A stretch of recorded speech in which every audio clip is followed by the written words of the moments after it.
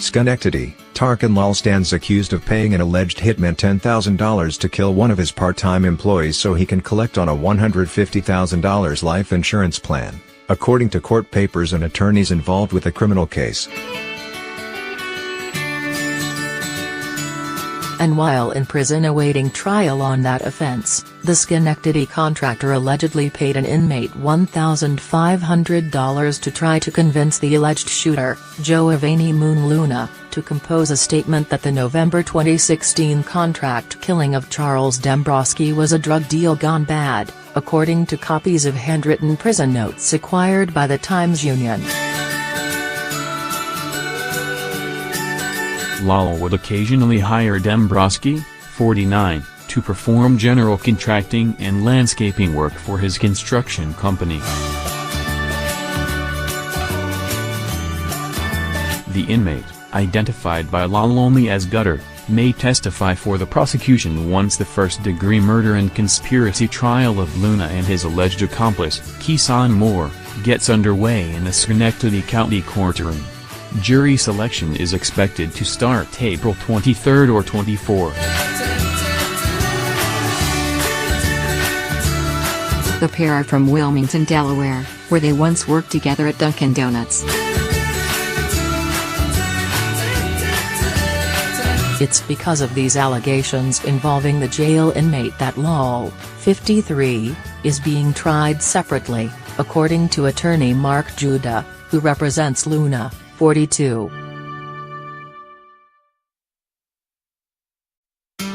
There's supposedly an inmate at the jail who's going to say that Lal paid him to try and influence Luna to indicate that he wasn't involved in this in any way, Judah said.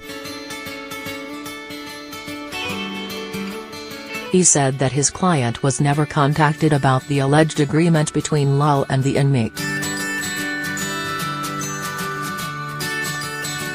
In court papers, the prosecution indicates in part that certain statements made by Tarkan Lal to other witnesses would be incriminating with respect to Giovanni Luna.